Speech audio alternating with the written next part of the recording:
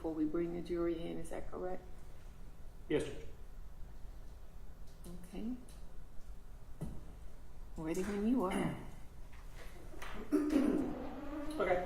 I will start with there was a motion and response on the issue of having a Daubert hearing regarding a expert that the state had filed notice for. It was a domestic violence expert named Rosa James. In part, the defense motion was in two parts: to have a Daubert hearing and to apply the statute as to experts 24/7, 702. We began to have argument on that motion before Judge Baxter on June the 4th.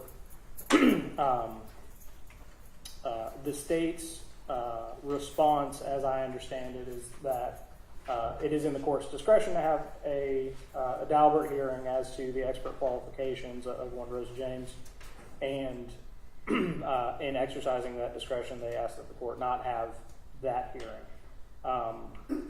We acknowledge that it is in the court's discretion about whether to have that part of it. I think as a threshold matter, I would like to argue 2 points about the admissibility of this particular expert, one of which is raised by the statute, and so in 24/7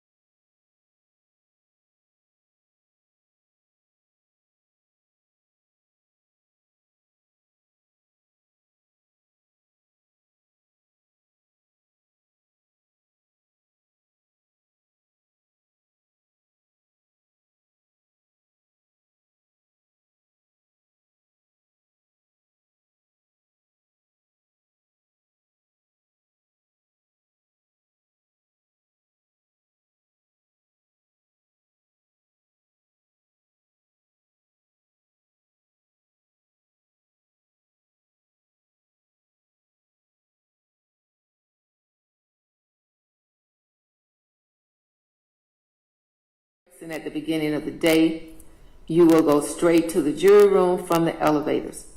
The deputy and my staff will tell you a bit about the courthouse, including the location of the jury dining rooms and some advice regarding other nearby restaurants.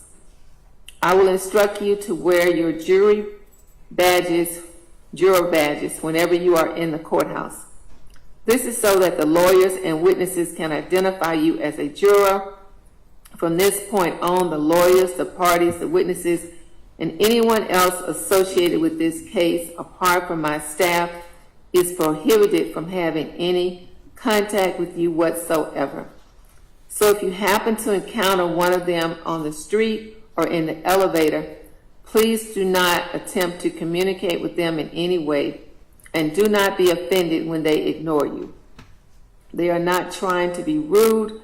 They are simply abiding by the law. If for some reason you have contact with one of the lawyers, etc., or if you inadvertently overhear something about this case, please notify the deputy or my staff immediately. We will generally hold court from 9 a.m. until 5 p.m. with an hour break for lunch. For the sake of your fellow jurors, please arrive on time, as we cannot begin or continue the case until all jurors are present. If something unexpected happens and you absolutely cannot help being late, please call my office immediately. My staff will provide you with the number.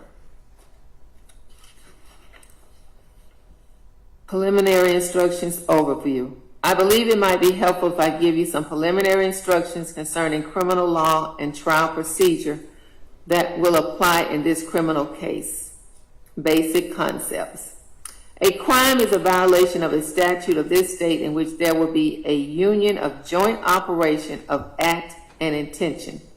That is, a crime is committed when a person violates a statute of this state by acting as prohibited, while at the same time he has a criminal intention and no other defense excuses the conduct.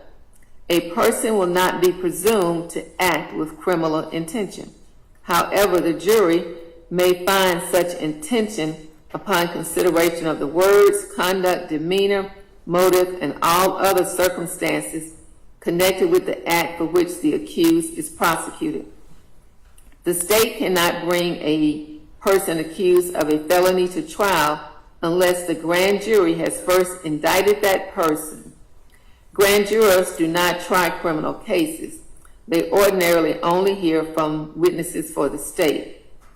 When a criminal case is tried, the defendant has pled not guilty to the indictment. This plea of not guilty denies every essential allegation of the indictment and forms the issue or question that you as a trial jury will decide. The indictment and the plea of not guilty to it are the legal procedures by which the state brings charges against the accused into court. They are not evidence, and you should not consider them as evidence. Every person is presumed innocent until proved guilty. No person shall be convicted of a crime unless each element of the crime is proved beyond a reasonable doubt. The state has the burden to prove each essential element of each crime charged beyond a reasonable doubt. In this state, a defendant on trial may or may not testify as he chooses. If he does testify, you would judge his credibility by the same test applied to any other witness. If the defendant does not testify, which is his absolute constitutional right, you shall not draw any inference of guilt from this decision, and his election not to testify may not in any way affect your verdict. Moreover, the defendant has no duty to call any witnesses or present any evidence during a trial. If he calls no witnesses or presents no evidence, you may not derive any inference of guilt from such failure to produce evidence. In such case, you decide guilt on whether the state's evidence proves the defendant guilty beyond a reasonable doubt. Roles of judge and jury. Under our system, I have the duty as the trial judge to decide the law that applies to a case and to instruct you on it. You have the duty as the jury to decide the facts in a case from the evidence and reasonable inferences arising from the evidence. In reaching your verdict, you also have the duty to apply the law to those facts, evidence. You decide the facts from the evidence. The evidence has two parts: testimony of witnesses and exhibits. A witness means anyone who testifies in person from the stand. The exhibits are those documents, objects, or photos, etc., that the court admits into evidence. You will have most of the exhibits with you in the jury room while you deliberate. However, there are some exhibits that cannot be sent to the jury room, so it will be important that you pay close attention to all the exhibits admitted during the trial. I caution you that what the lawyers say during a trial is not evidence. Also, anything that I might do or say is not evidence. I have no leanings at all in these cases. My only interest is to have the cases tried fairly and according to the law and the constitutions of this state and the United States. Witness credibility. You are the exclusive judges of the witness's credibility. That is, you decide the truthfulness and reasonableness of their testimony. You may believe or disbelieve all or any part of the testimony of any witness. You have the duty to decide what testimony is worthy of belief and what testimony is not worthy of belief. You should lay aside any preconceived notions and not decide a witness's credibility until the witness has testified. This is true no matter who the witness is, whether a victim of a crime, the defendant on trial, a police officer, an expert in some field, or otherwise.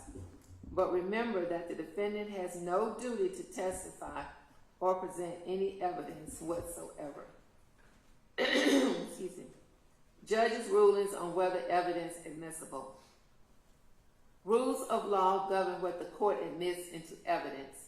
If an attorney objects to the admission of evidence, then I must rule on the objection and decide whether you can consider such evidence. You should understand that there are two ways that I can respond to an objection. One, if I say sustain, then that means I granted the objection, and you should not consider the objected to evidence. Or two, if I say overrule, then that means I did not grant the objection, and you may consider the objected to evidence. You should not infer or assume anything from either the lawyer's objections or the court's rulings. Proceedings outside presence of jury. During this trial, the court will have to consider some procedures outside your presence. When that occurs, I will excuse you to the jury room for a time. During these periods, the court will do its best to handle the matter as promptly as the law permits. On the other hand, I will appreciate your patience when these occur. Procedure in criminal trials. Now, the procedure in a criminal trial is generally as follows. First, the attorneys for both sides may make an opening statement to you.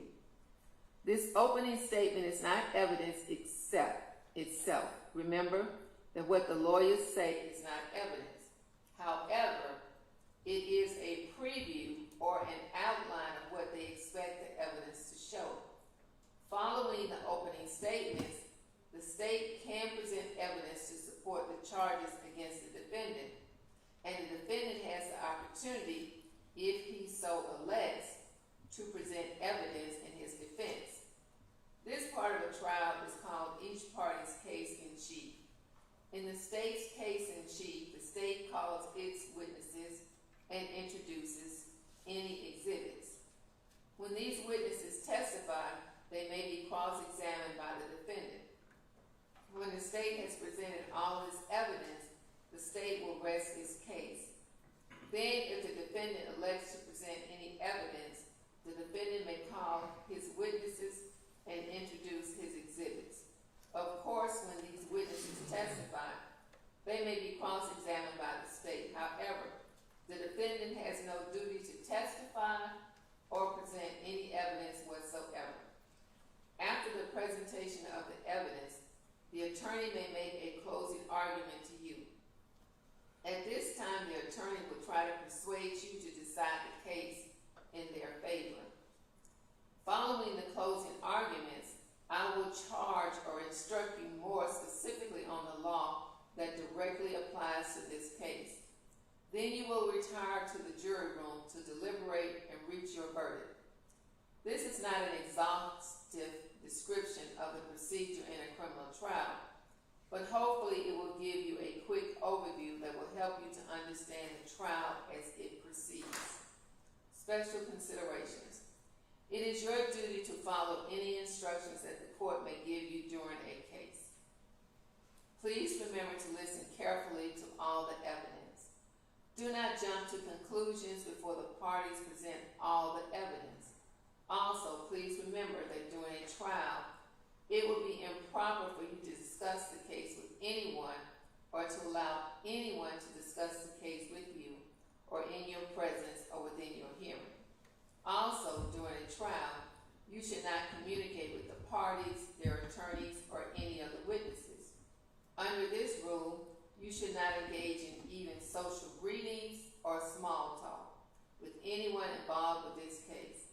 I have had situations where the juror saw a party or an attorney in the hallway during a break of some sort and was offended that the attorney or party did not speak to the juror.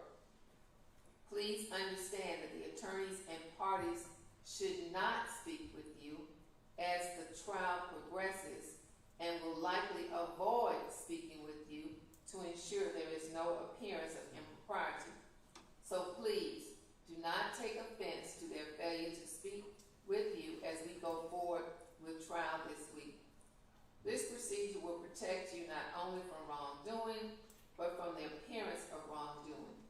These restrictions also apply to the friends and family members of interested parties. During the trial, the law will not require that you be kept together during breaks or meals at night.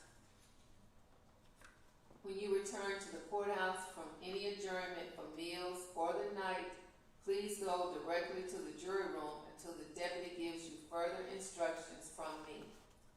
This will lessen the opportunity for an accidental meeting with a person that you may not know is involved with the case. If there is any coverage of this case by the newspaper, radio, television, or other media, you should be careful not to consider it. Do not independently investigate any facts or visit any scenes depicted in the evidence. Do not independently research any law concerning a case. For example, you are prohibited from doing any such independent investigation or research concerning this case on the internet. You have now received 2 specific instructions and make it clear that you cannot conduct independent research of the case and cannot communicate about the case via electronic devices or otherwise. I have said it twice because it is important that the only evidence you consider is that which is produced in the courtroom. Note taken by jurors. To preserve the integrity of the jury system, you as finders of facts must decide this case solely upon evidence presented in this courtroom.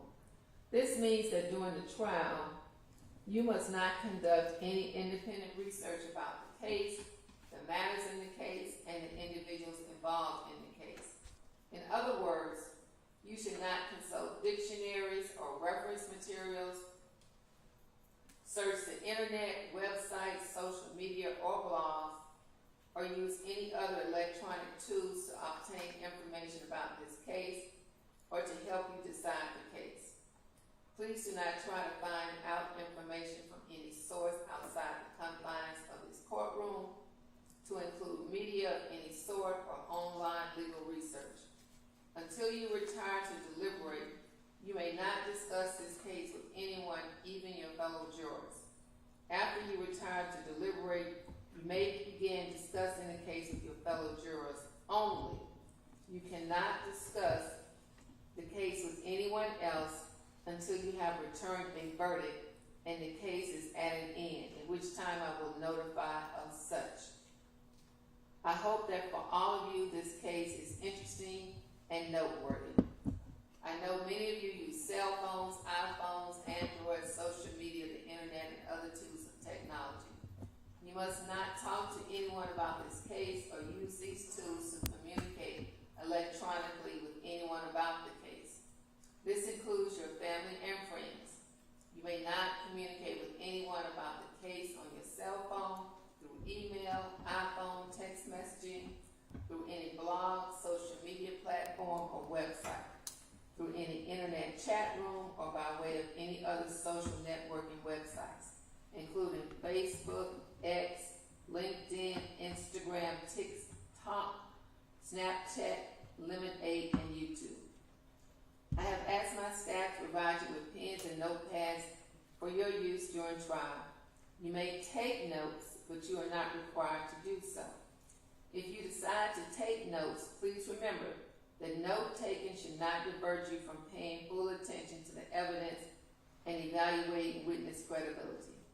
Your observation of the witnesses during their testimony can be vital to your determination of the believability of their testimony. The notes that you take are for your use only and are not to be shared with anyone until you begin deliberation with your fellow jurors.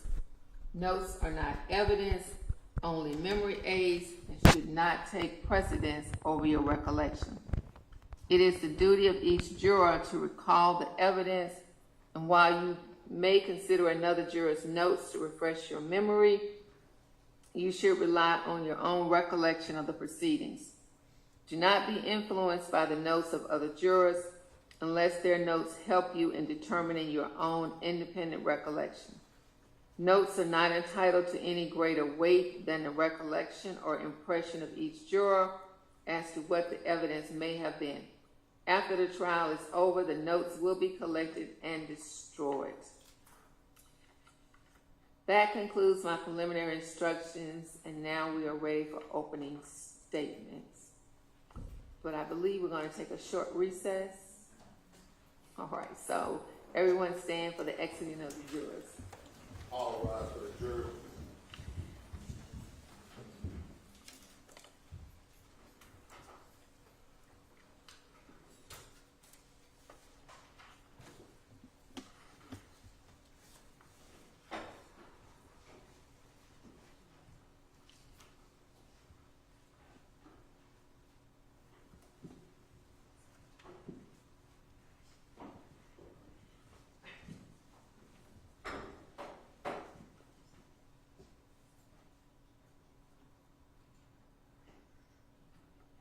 Everyone may be seated.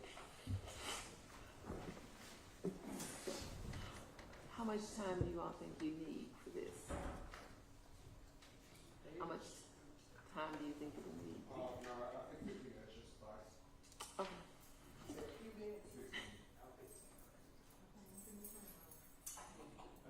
These are three. All right. So we'll come back at 11:30. And these are the ones that you're.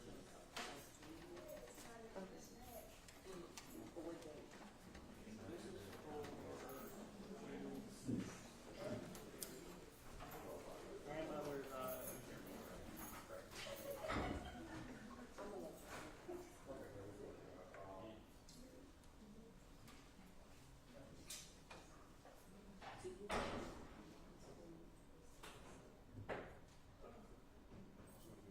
I'll try.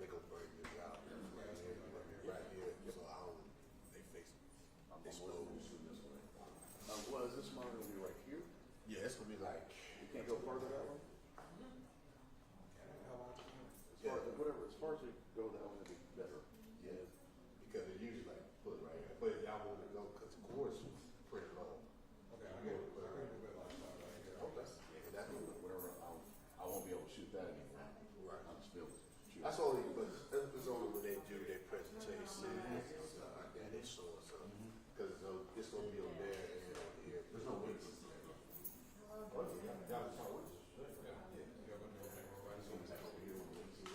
Probably so, yeah. But unless you got these letters, they got something to show. Yeah. That's what we show. Yeah, that's how we show it. So that's what I'm saying. I'm not sure. Like he said, last time. No, because go. Yeah. Can't show it. Yeah, that's because yeah, we pull it up here. I'll try to pull it right here. But yeah, it's going. I don't know, just work around this.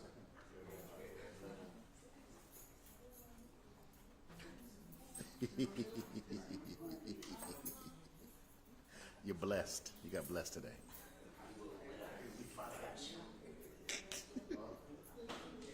Oh, you trying to get the car right now? Hold on. Let me get a shot of the jury box.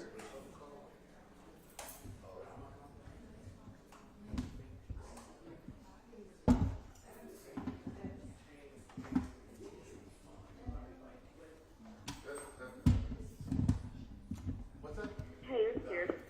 Quick question. If I have 6 children that were left in the apartment alone,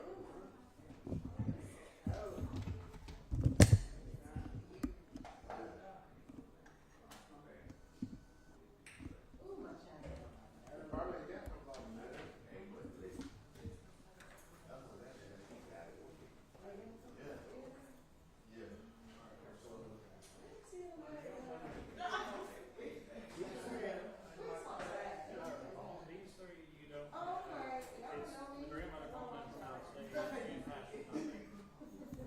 Cut the house. So I would stipulate that the calls were made if you have like cops or like I want to six based on that call. I would stipulate that they happened and they just have the content of the calls where she's saying, look, he's doing that, and she's not there. Or she's not hearing it. So, No, because this is one where she specifically offered to. So she called her, I stipulate that the call happened, okay? And you have Jesse Jones and Patrick Baker to say what they're gonna say. But the content of the call, where Jesse says, Passion told me this.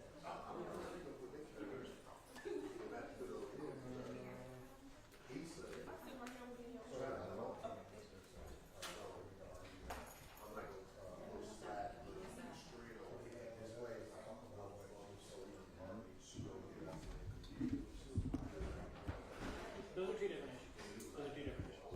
It's competition law. So I understand what you're saying about this. But that is not the issue. I think it works like that. Niggas say section 4. This is with me.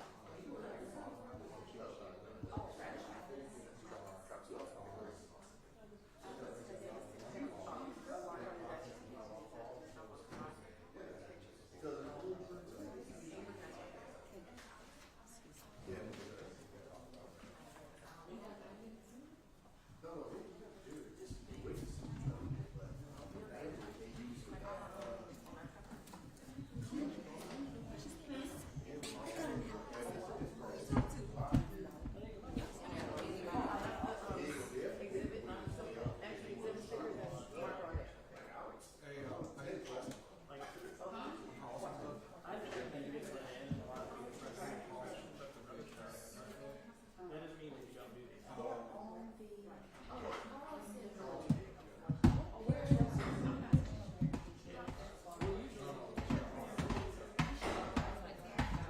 When this goes back to the station, is it time of day? well, Take the record. In the morning, I think so. Yeah. I think it might be. I think it might be. Maybe? Yeah.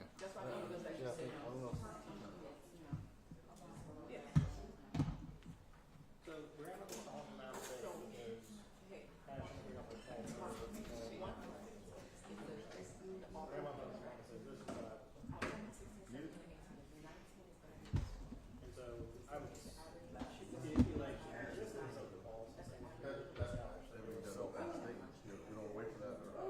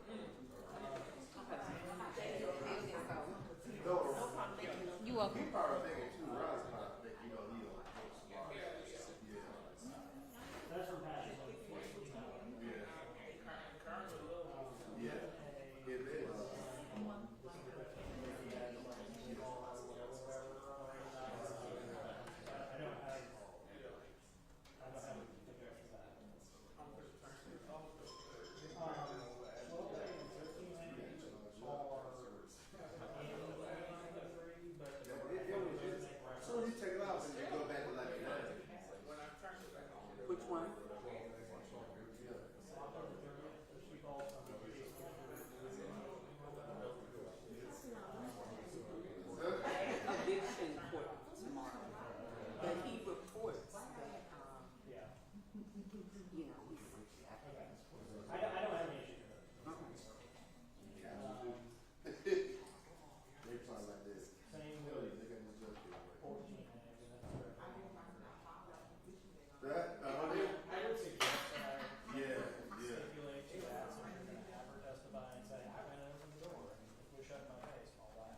Here's what I did after. This is the politics of that. yeah, but we were gonna do both, But, play them now and later. so I guess she is responding to a call where somebody's saying, here's the condition of the kids. And I don't think that so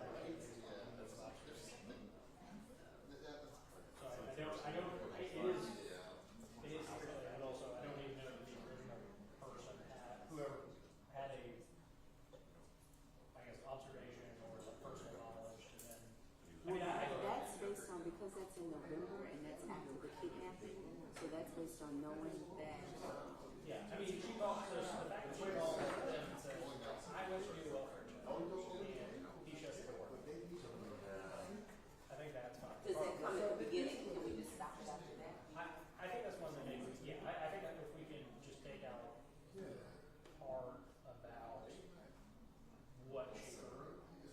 Does that make sense? Because she says welfare check because of this, they're not, whatever, they're walking around.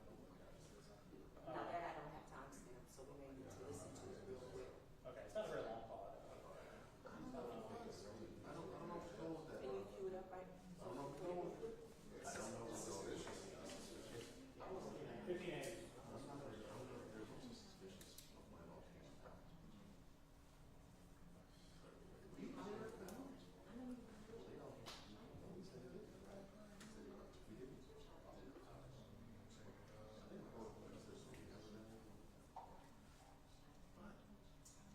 Oh, did you play number one for me?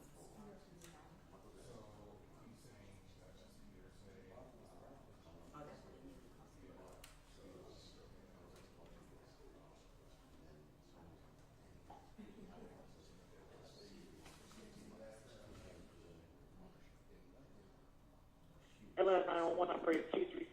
What is the location of your emergency? Hello, this is the cab with a transfer by request. Caller, go ahead. Ma'am, are you there? Yes, I am. Thank you. You're welcome. Okay, hello. Hi, good evening. My name is Miss Chica with Fulton County DFAC. I'm a case manager.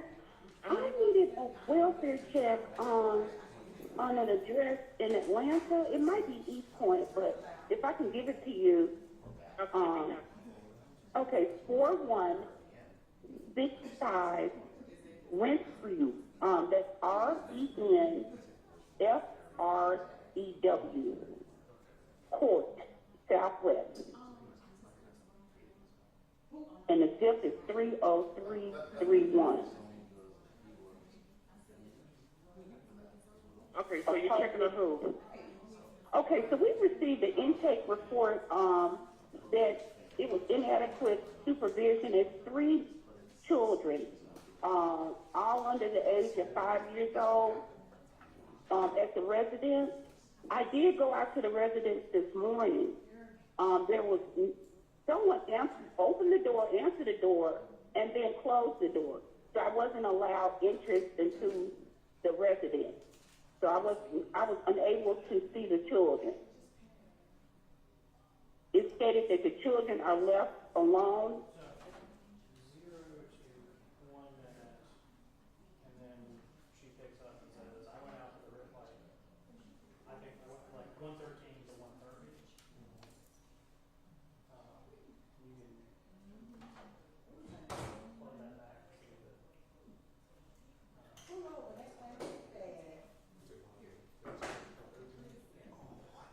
Where I think she picks up. I went out to the address.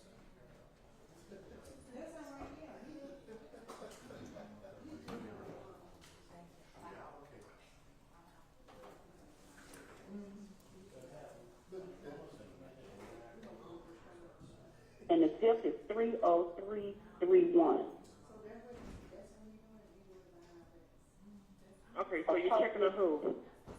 Okay, so we received the intake report that it was inadequate supervision as 3 children, all under the age of 5 years old, at the residence. I did go out to the residence this morning. There was someone opened the door, answered the door, and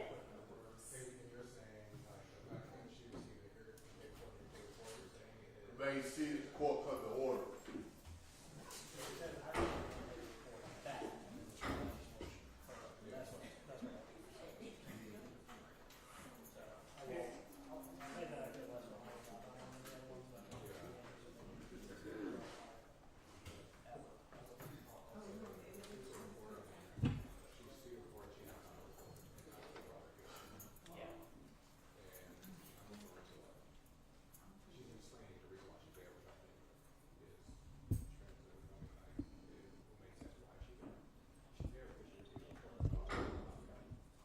And so if you want to say, I received a report, put it there and then say, I have the address, and tighten that redaction up a little further, I'm also okay with that. I think it's the contents of the report that I'm concerned with, because I think that is the.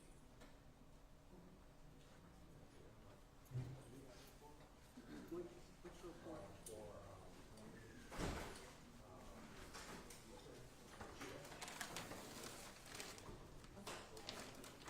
She is testifying.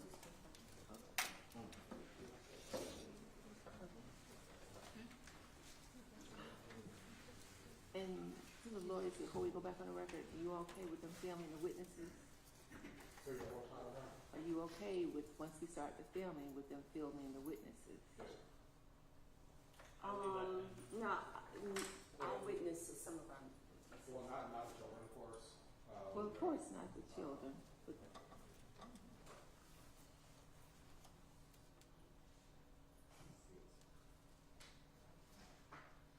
I mean, you all had no objections to this Rule 22, so that's why they're here. I understand their concern regarding the children, I share that concern, but insofar as however the court wants to handle that, I leave that at the discretion of the trial. No objection, none, other than the children. Okay, other than the children, okay.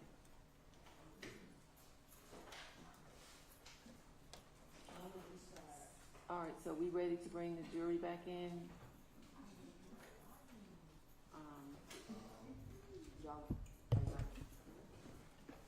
So, Your Honor, we haven't made a lot of progress on the. Well, we can make progress over the lunch break. Because we're gonna do opening statements, right? Yes, Your Honor, but, as I said earlier, this is the first witness after the opening statement. Okay, it's gonna take at least an hour, they're going to lunch. Okay.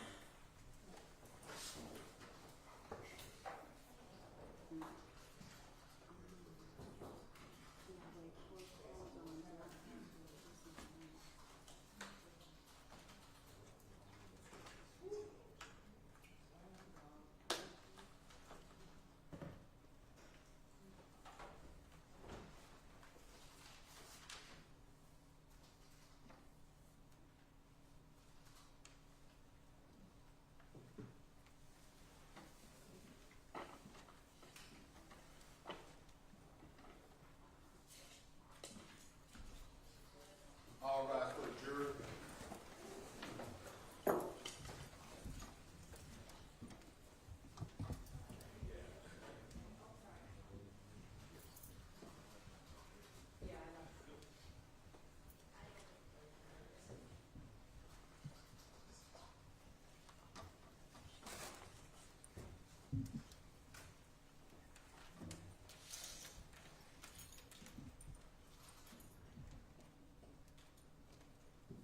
Judge Press Constable.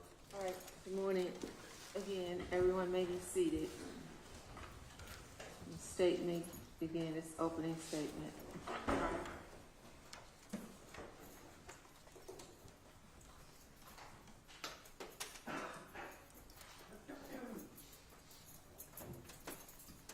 good morning, everyone. I know yesterday was a very long day. Thank you again for your patience and the amount of time that it took. It's a long process, but it's a very necessary process. I know I introduced myself to you at the very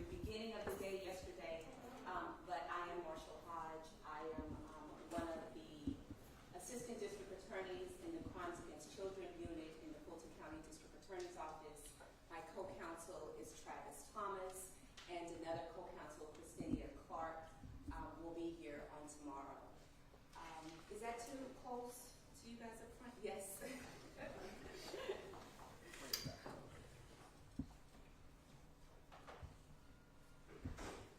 that a little better? Can you back it up a little more?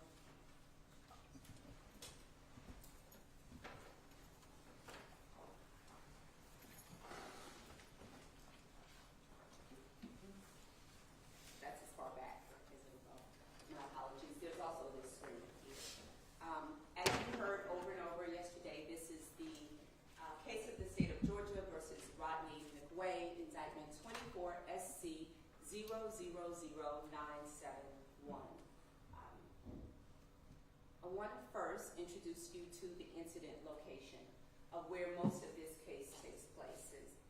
This is 4165 Renfrew Court, Southwest Atlanta, Unit A. This is in Fulton County. That's one of the elements that the state will have to prove to you when we are laying out this case. But I want to draw your attention to this picture because this is the home where the defendant lived with Passion Mitchell and 6 children. Of the 6 children, 3 of the children were Passion Mitchell's children. Those were her older children. The younger 3 children were children that Passion shared with the defendant. You heard the names of those 3 children when the judge read the indictment on yesterday. Treasure McWeay, 4-year-old girl, Rodney Jr., a 3-year-old boy, and Taiwan McWeay, a 5-year-old. And from the outside of this home, it looks peaceful, it looks quiet, it even looks fun because you'll notice here there are Christmas decorations outside the door. This is Unit A. This is where this family lived. You'll hear about Unit B and the neighbor next door later on. But from the outside, a family home. And that's how the defendant wanted it to look. Peaceful, quiet, fun, family home. However, on the inside, a completely different story, a completely different picture. On the inside, the state will prove to you that this was a house of horrors. It was not peaceful. It was not quiet. It was not fun. This case, ladies and gentlemen, is about several factors. Isolation. We'll talk about how the defendant isolated Passion Mitchell and her children from Passion's family, and the rest of the world, really. You'll learn that Passion and the defendant met in Maryland, where they were both from, and they eventually started dating. They moved to Georgia, because that's where the defendant wanted to live. She came here to support him in his efforts to go to school. He was interested in going to Gwinnett College and becoming a medical assistant. So she moved here with her children with him to help him pursue his dream. She had no friends here, no family here, just the defendant and her children.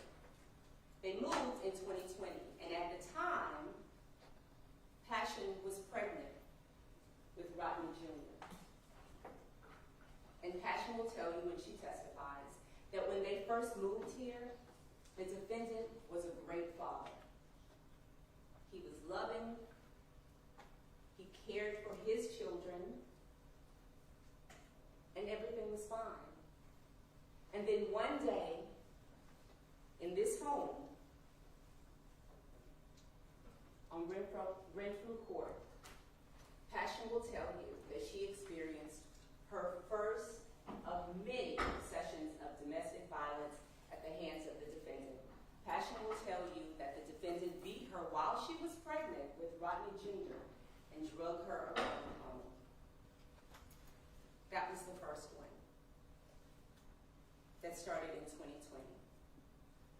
And you'll hear stories of how the violence escalated over a 2-year period.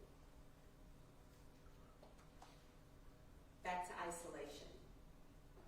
At some point, Passion, who was very close to her mother and her grandmother in Maryland, became isolated from her family. The defendant fought with her, physically fought with her, and made her choose between them and me. You can't love them, you can't love me, because he wanted to isolate her from her family, from her support, so that all she would have is him. After he isolated her from her family, he began to control her. And Passion will tell you that it started with the home. And I'm going to go back to that picture.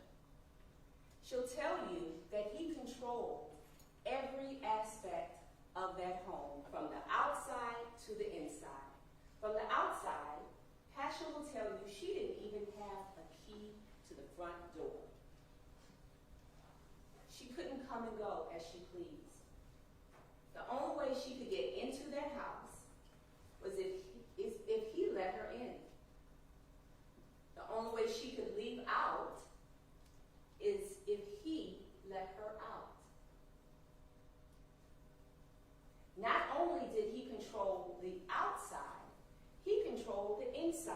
And you will hear Passion tell you how there was video surveillance in every room, almost every inch of that home, in the kitchen, in the bedrooms, in the living room, in the bathroom. So that even when he was not home to control Passion, he was monitoring them through surveillance video that he carried around on his phone. Passion will tell you there was a certain part of the house where she had to be. There was a certain part of the house where her 3 children had to be. And there was a certain part of the house that Treasure had to lay, that Rodney Jr. had to be, and where Taiwan had to be. And if anyone left their spot in that house, they would hear his voice throughout the house, through his phone, and over their surveillance, telling them to get back in their spot, not to move. He controlled them even when they were home and he was not there. She couldn't go to the door. She couldn't go to any other room. She couldn't do anything unless he told her. Passion will tell you she had a car. It was her car. He took the car. She couldn't even drive her own car. He had the keys to the car. He drove her where she needed to get. And he picked her up from where she needed to be, which primarily was work. She could go back and forth to work. And she'll also tell you that some days he wouldn't even pick her up. She had to walk to work. And some days when he got upset with her and her 3 children, she had to sleep outside in the car. Control. He controlled every aspect of her life. He controlled that home. He controlled her car. Eventually, he controlled her phone, her communication, and took her phone. He controlled her paycheck. She'll tell you when she came home from work, she had to hand the money over to him. He controlled every aspect of her life.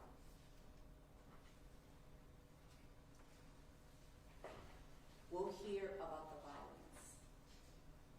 She'll tell you that at some point, it was every other day. For no reason. There were no triggers. It wasn't for any particular reason. Anything would result in violence. She never called the police. Well, once. Twice. But for the most part, other people had to call for her because she was too afraid to call the police to get help. Because the violence was so bad. You will see pictures of her injuries. You'll hear testimony of witnesses that saw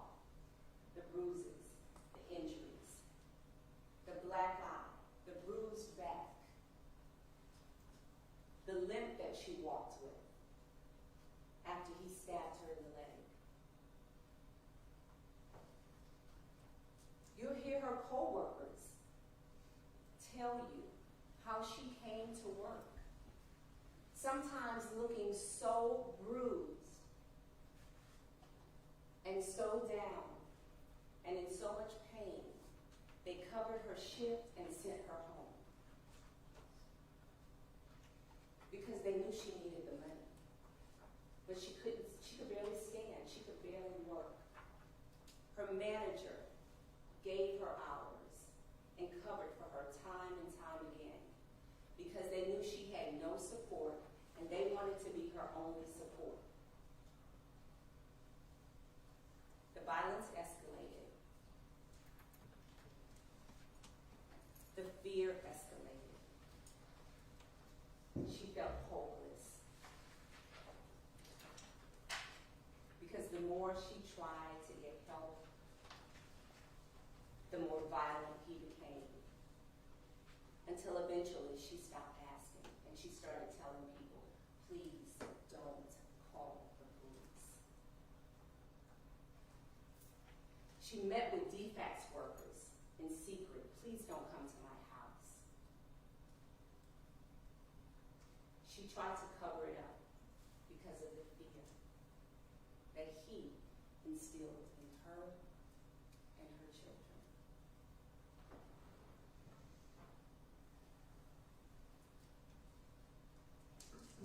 And once he isolated them from the rest of the world and controlled them and beat and bruised her and abused her,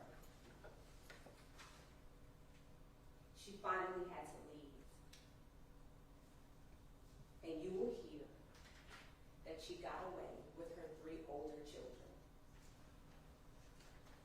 But she had to leave the 3 younger ones because he would not allow her to take them. Because not only did he control her home, her job, her car, her money, he also controlled her children.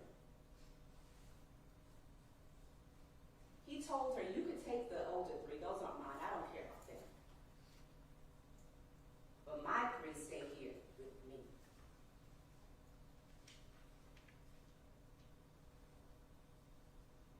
She thought, well, maybe they will be okay.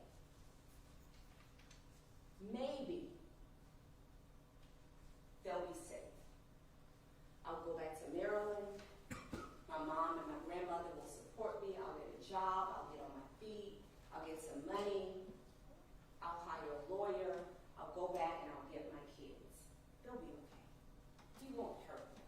They're his kids. He loves his kids. They'll be okay. Until they weren't anymore. Because after he lost control of passion, then he focused on Rodney Jr., he focused on Treasure, he focused on Taiwan. And he controlled every move they made. Remember the decorations outside the home on my first slide? It was decorated with Christmas decorations and it looked like a fun place. You'll see pictures, other pictures, where there are toys outside. That was so from the outside looking in, everything was okay. But you'll learn that on the inside, in that house of horrors, they couldn't touch toys. They couldn't play. They didn't play with the neighbor's child. They didn't go to school. They didn't go to daycare. They didn't play with other kids. They could not even play with each other. He kept all 3 of them isolated in their own rooms.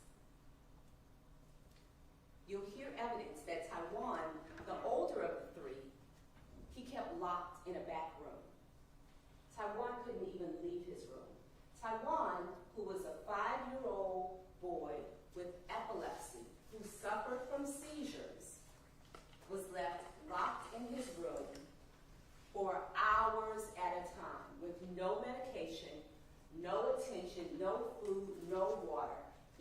completely deprived these children.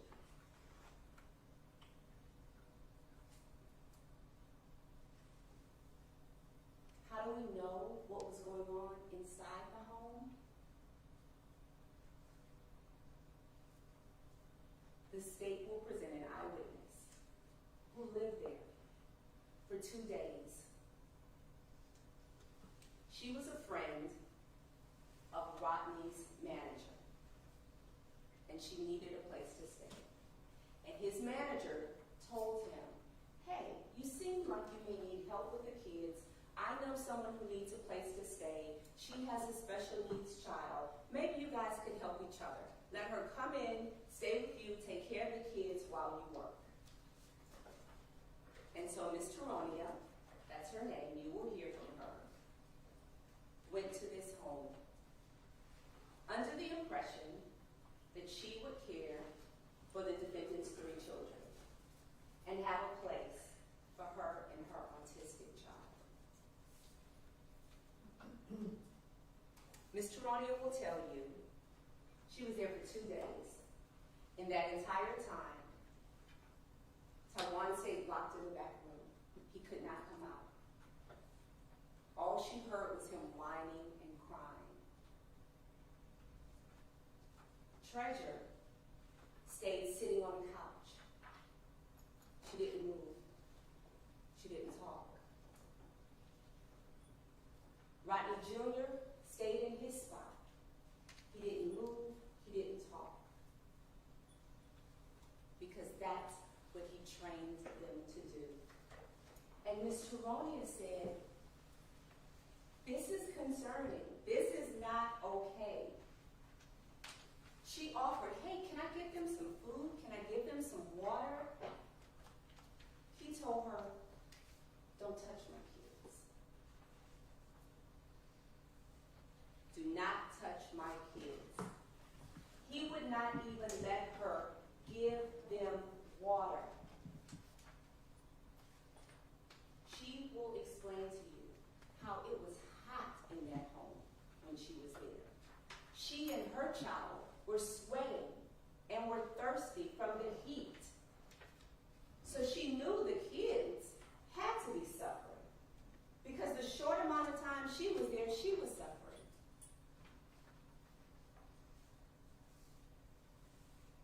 She never saw Taiwan, but she heard him in that room, and she was concerned.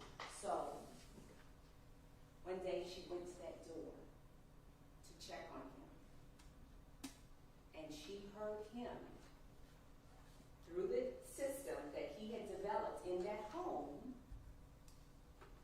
to back away from that door. The same system that he monitored passion and controlled passion, he monitored and controlled Teronia. And she said that her special needs child, who did not speak, who was nonverbal, told her, let's get out. And she left. She left out of fear for her own safety, for her own child's safety. So she took pictures of Treasure. She took pictures of the home. There's no picture of Taiwan because she couldn't get in the room. But she sent those pictures to a friend. And she said something needs to be done. This is not okay. These children are in danger. Something needs to be done.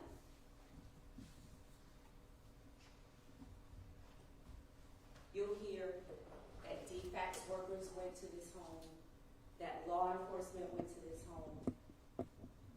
There were several welfare calls to this location to check on the well-being of these 3 children. But he controlled everything, so nobody got in. Not even law enforcement. until eventually that deprivation led to death. And on December 11, 2023, Treasure McWeay died of malnutrition and dehydration.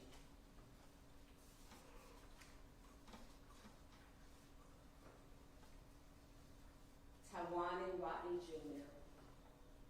were hospitalized.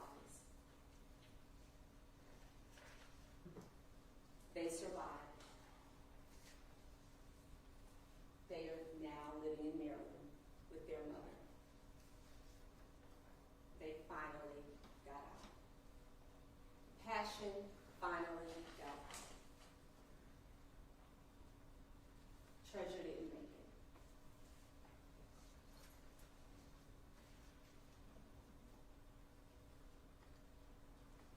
The state intends to call several witnesses in this case.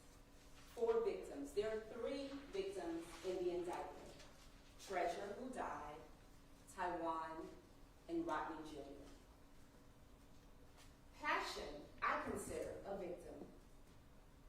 Her name is not in the indictment. But for purposes of what he did to this family, she is a victim.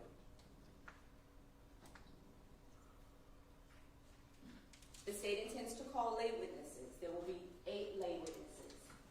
The neighbor who heard the abuse, the defendant's manager who tried to get him some help with the kids, the defendant's co-worker that tried to offer help, the defendant's aunt who tried to offer help. People were trying to help. People were trying to assist him with these children, but he didn't want help. He wanted control. And Passion's manager, who will talk to you about the bruises. And Passion working back and forth, walking to work, limping to work.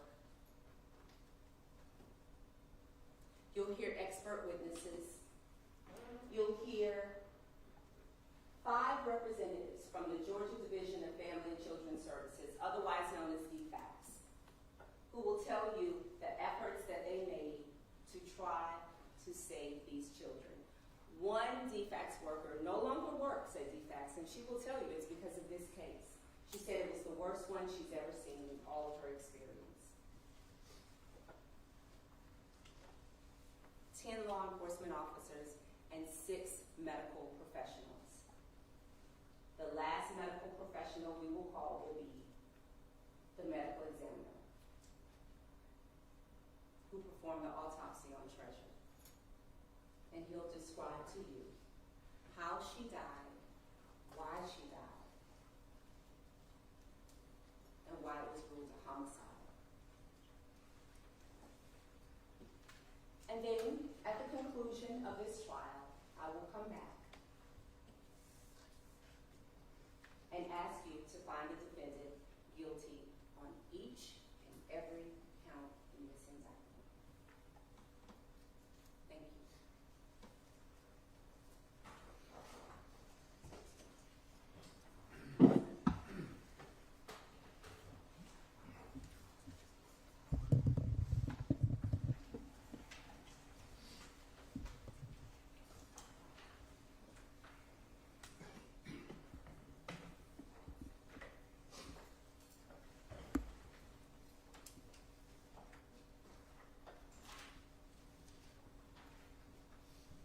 Good. Still warming for a few minutes. This case, if you recall from having the indictment read to you yesterday, and later when you get a chance to read the indictment, this case is about events that occurred between July 2023 through December, the end of that year. That's what this case is about. And so what we expect the evidence to show is that in 2023, up to that summer, Rodney was working at Evil.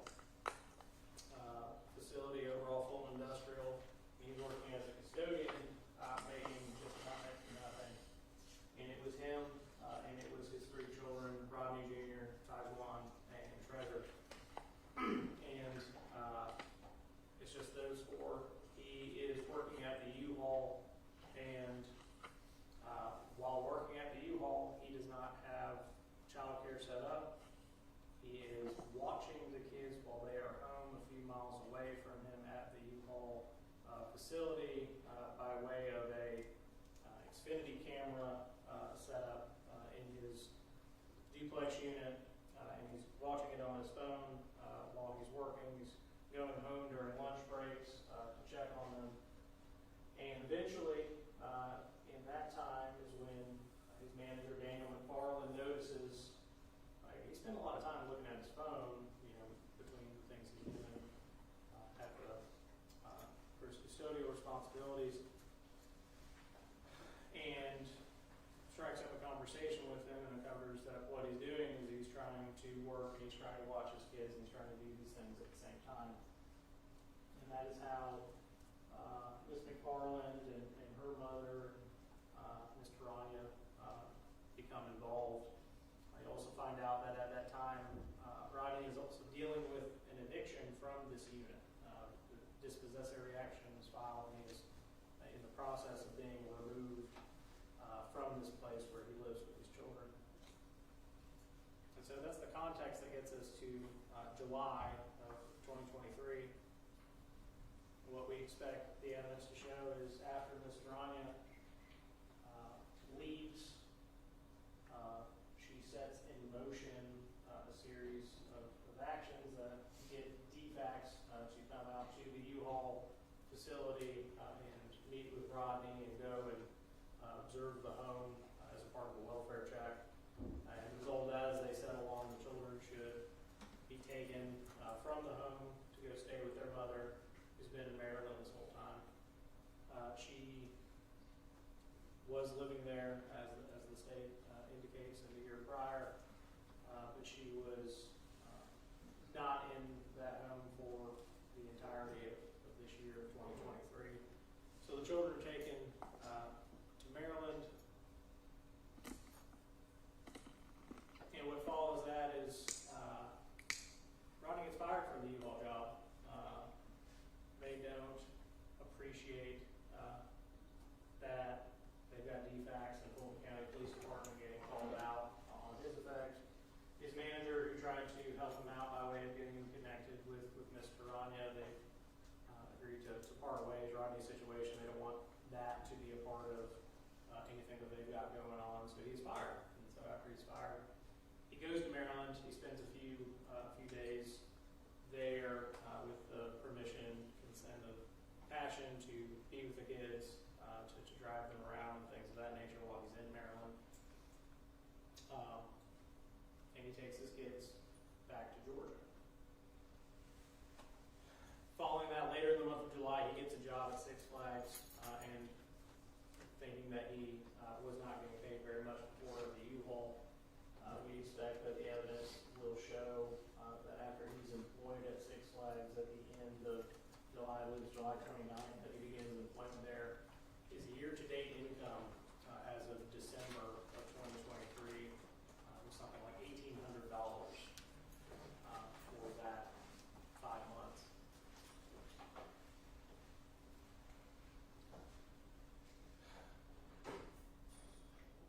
The state expects the evidence to show a lot of things about what happened between Rodney and Passion. And so what I suggest, the evidence that is going to come out that is important is about the things that happened between July of 2023, when Rodney goes and takes his children back home, and in December, when Treasure passes away. That is what this case is about, and what I suggest should be the focus of your attention throughout this trial. There's a few things that I know are going to be shown by the evidence. One of those things that I know is going to be shown is that Rodney loved his children.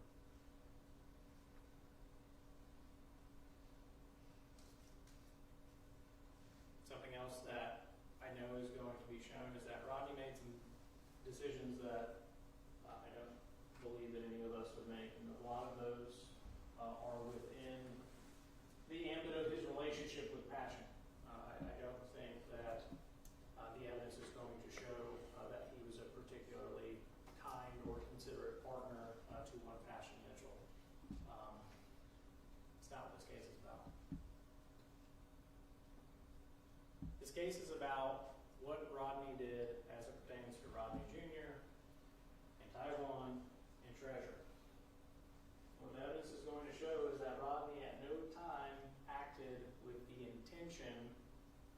that his children be harmed.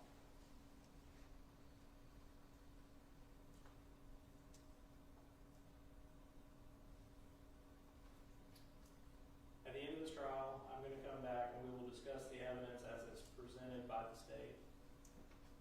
And at that time, I'm going to ask that you all find Rodney McWeay not guilty because he did not intend to harm his children.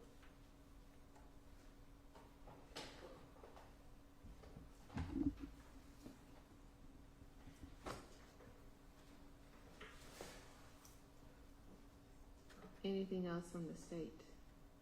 No, Your Honor. All right, so this is an appropriate time for us to take a lunch break. So we will break for lunch and come back at 1:15. All rise for the jury.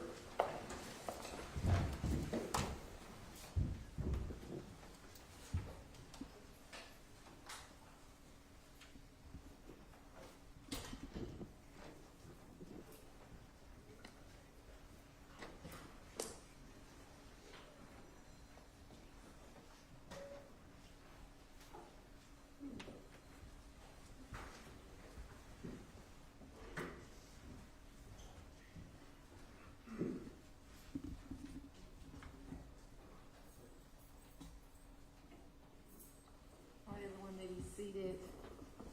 We're officially at the lunch recess, and I gave you a little extra time for you all to work out what you need. All right. Anything else before we officially leave the courtroom for the lunch break? Judge, I'm sorry I missed. What time did you say we were returning? 1:15. Okay, thank you.